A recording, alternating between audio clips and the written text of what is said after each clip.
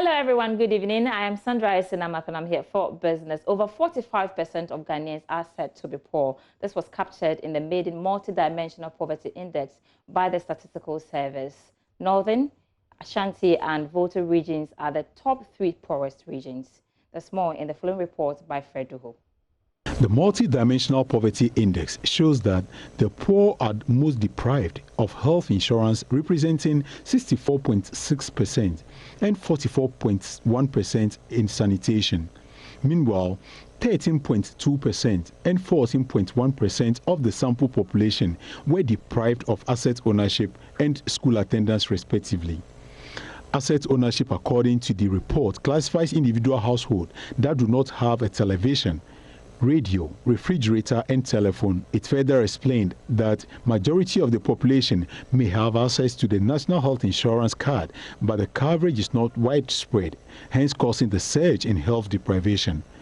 The proportion of the poor on regional basis indicates from the highest to the least. Northern region, 17%.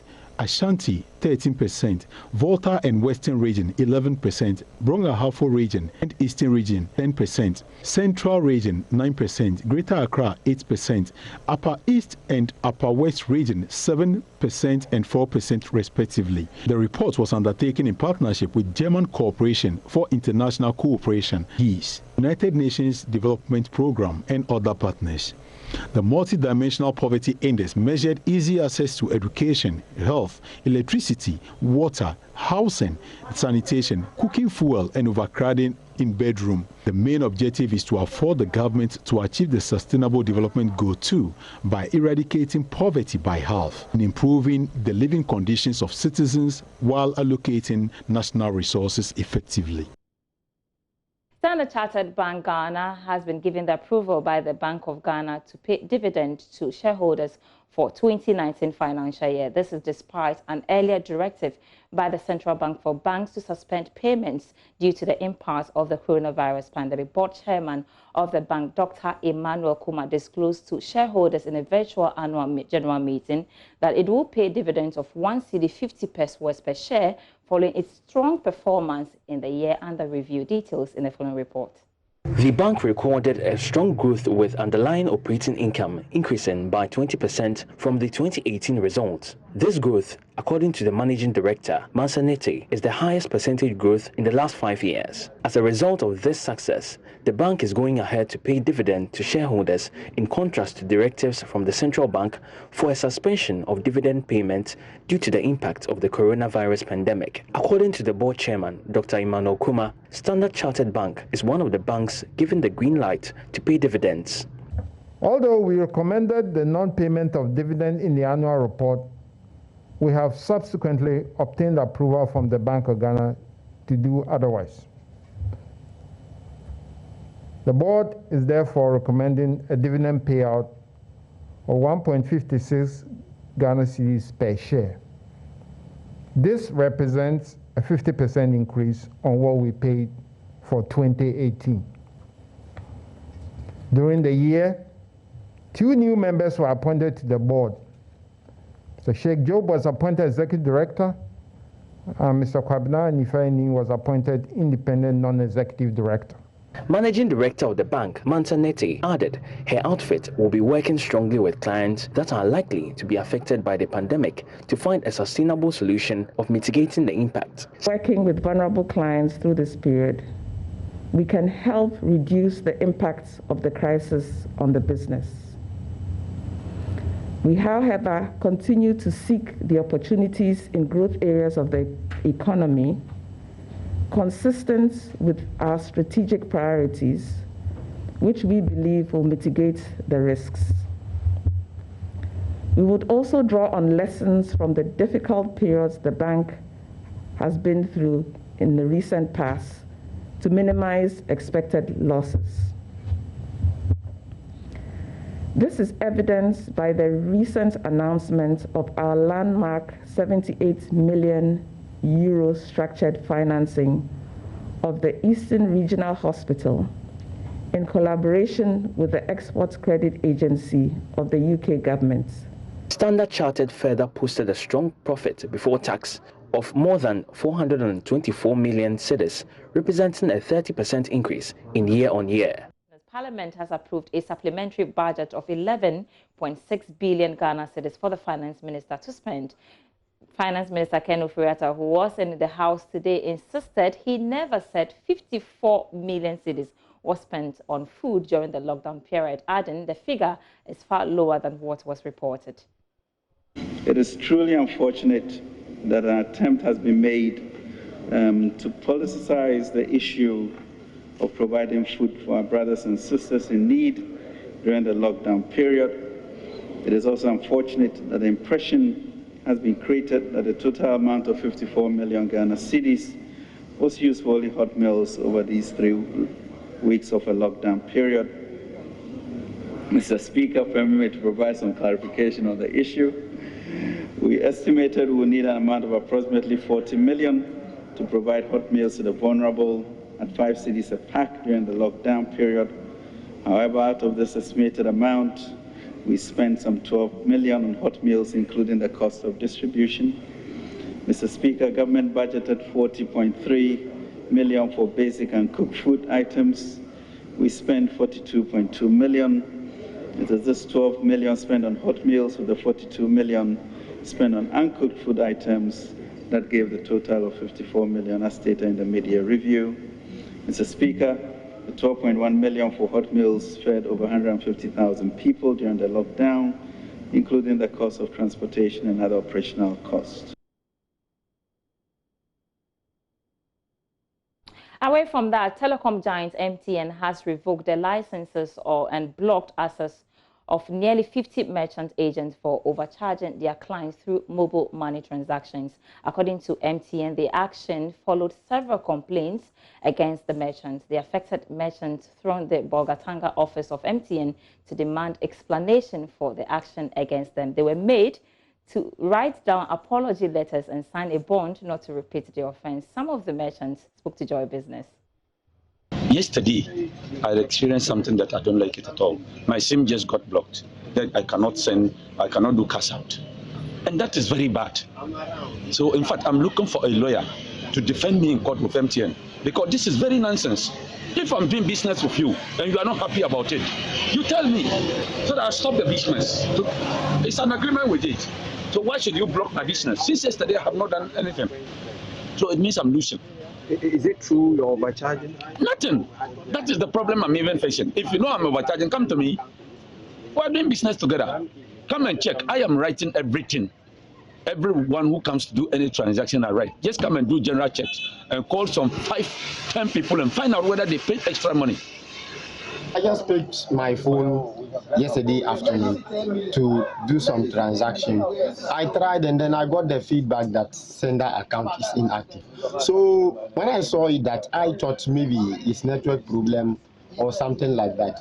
I waited small time, I tried again, the same response that I got. So I tried calling my supervisor. I called him and then all the excuse he gave me was that from starting from Langbensi, Gambaga, Nalergu, that all merchants in those areas are overcharging customers. I said, so how do you know all of us are overcharging customers? That they did their survey. And I can't remember somebody coming to my point, like to either withdraw money or send money and then I will charge. The customer came to me to make a cash in. Then when I tried cashing in, the response I get was sender account is inactive. Sender account is not active. So I thought maybe it was a problem from the merchant or it was a problem of the customer.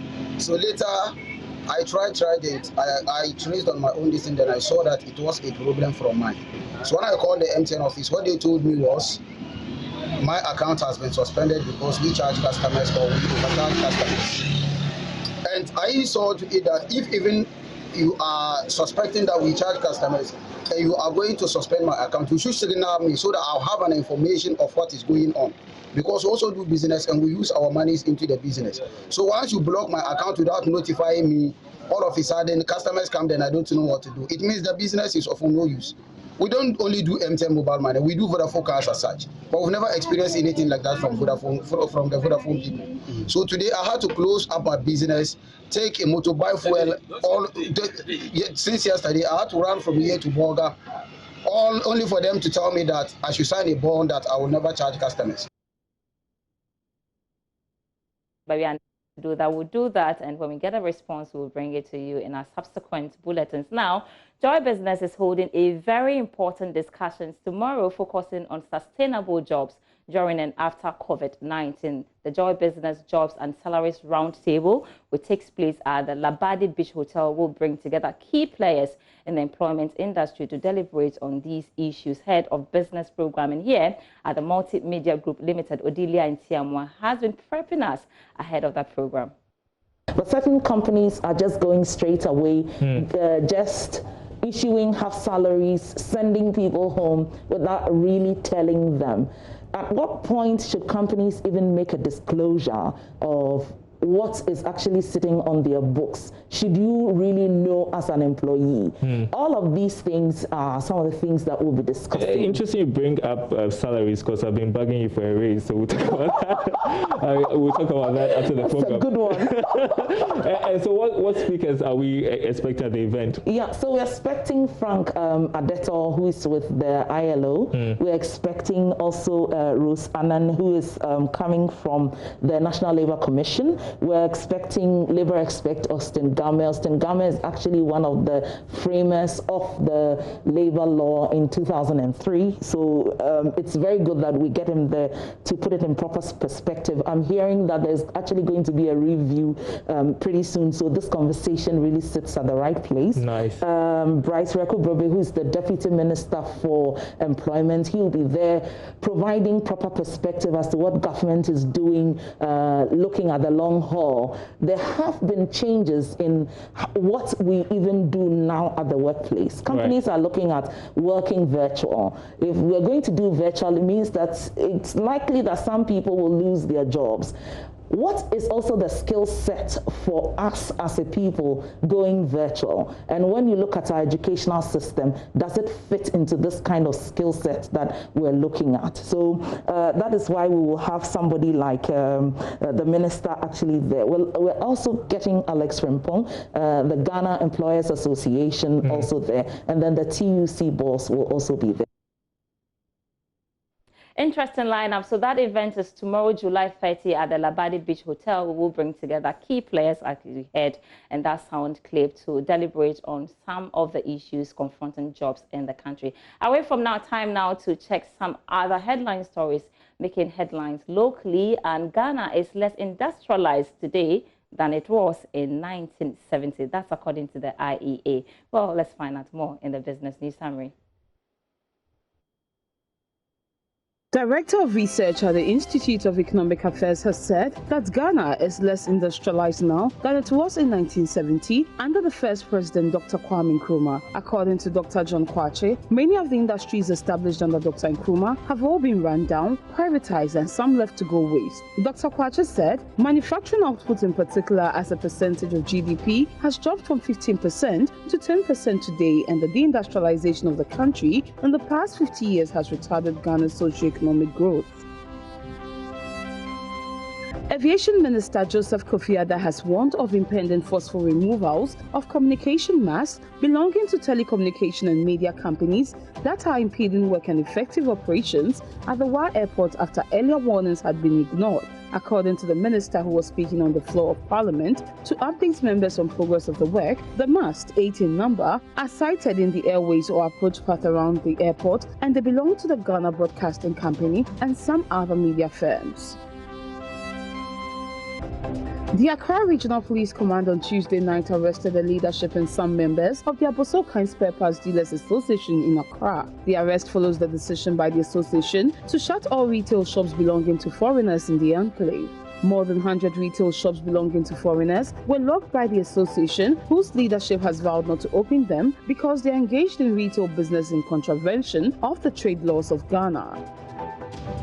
And if you are a lover of gold, you sure can get it around $1,959 an ounce. The market figures are up next in Commodity News.